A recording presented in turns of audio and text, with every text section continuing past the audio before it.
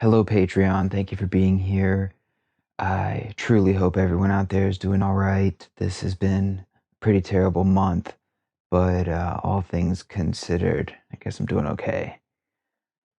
Today, I wanted to talk about John Prine, one of the greatest songwriters who will ever live, but I don't know how much detail I can go into on that if I expect to be able to make it through this video.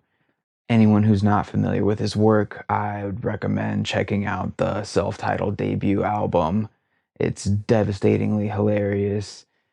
It's unthinkable that someone's first album could have that many legendary songs on it, songs that are still being recorded by new artists today.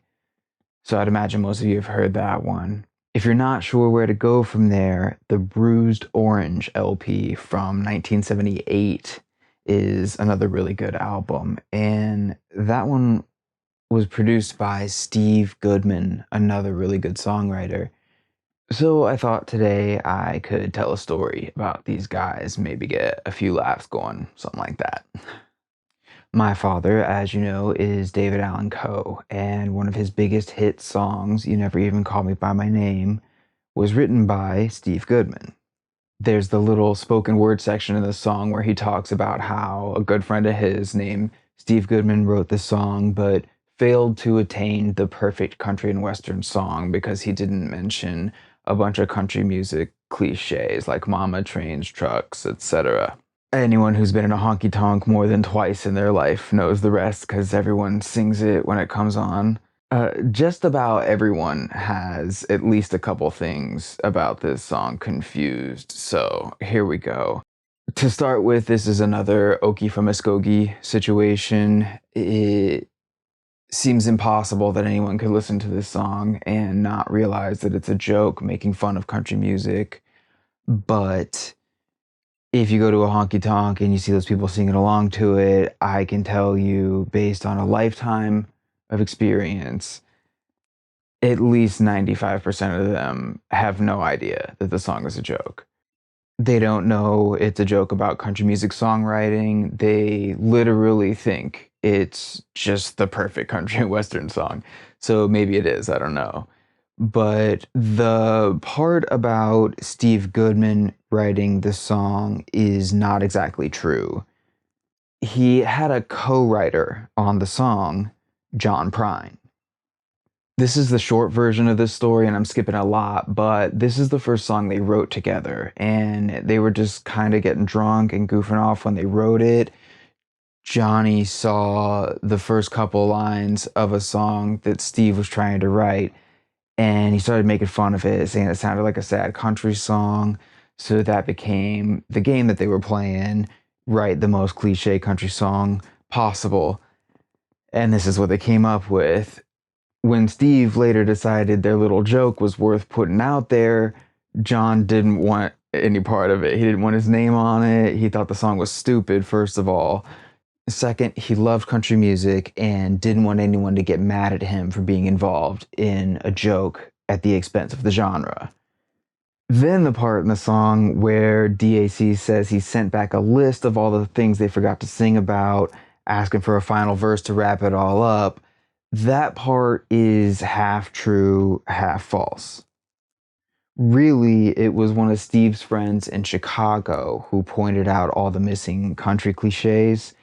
And it was Steve who wrote the last verse, but it's not the last verse that you know from the hit version of the song.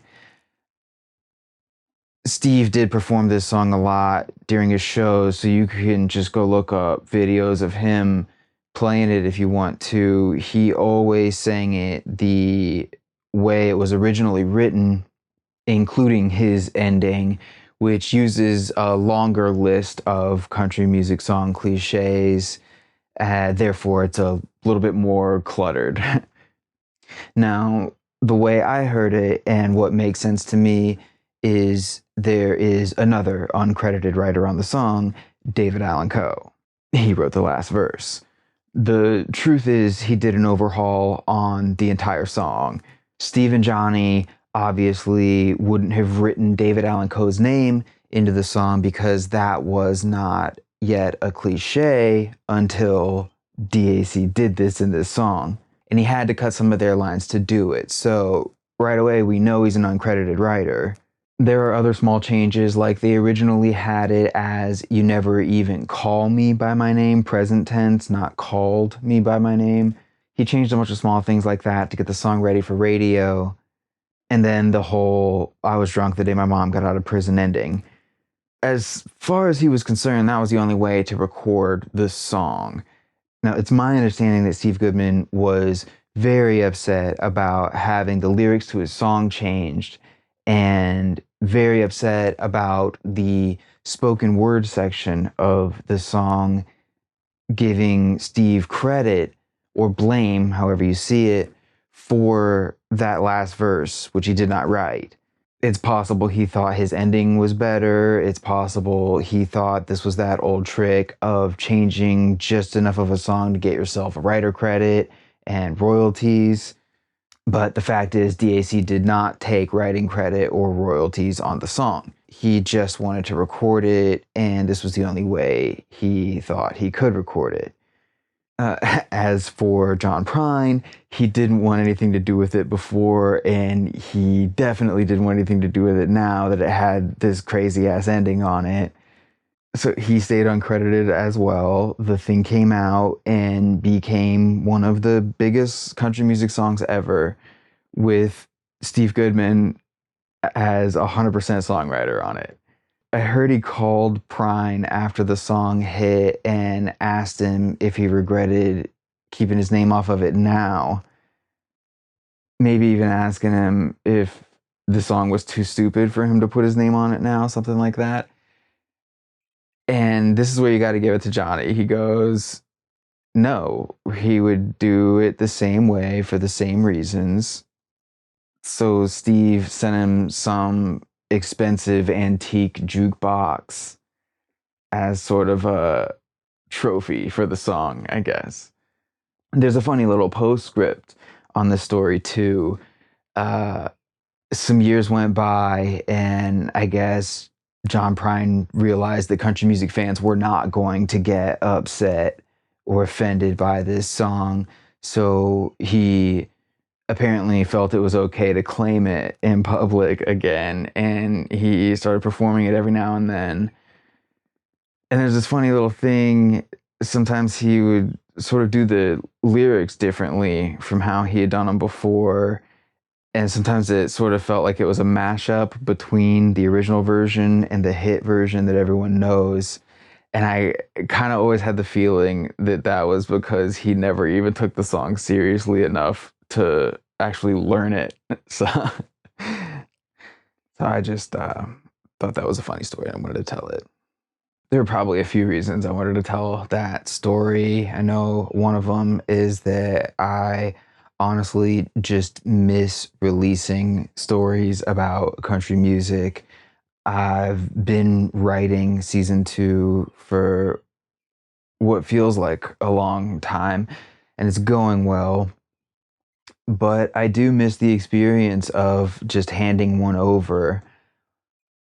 I'll often describe writing as satisfying. It's a satisfying thing to me. I think it should be, and I think it is, especially if you really care about the subject. Part of what's satisfying about writing, at least to me, is releasing the work and giving the world something they didn't have before. New listeners are still discovering the podcast, and I think that's awesome. But it's been a long time since I released new episodes, and I miss doing it and really look forward to the day that I get to do it again. I think it's worth mentioning that episodes in season 3 can probably go into production before that whole season is written. That's the way I did season 1, and I guess I could talk about this more in next month's update. Season 2, for reasons mentioned in previous updates, has to be entirely scripted before I can start making the episodes.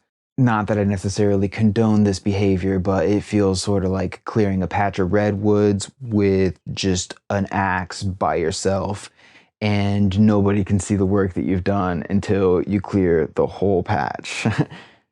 This particular patch is much larger than I thought it was going to be, and it's got some big ass trees in it, but I'm making my way through it, writing every day, exponentially more than I ever have in my entire life. I would guess that I have passed the word count of all of season one at this point, and it's really a weird experience to have written this much and shared none of it, but there's still a lot left to do. And right now, I'm going to get back to doing that. So, again, thank you for being here. I hope the story did someone some good. Lord knows we could all use it right now. You take care of yourselves, and I'll see you next month.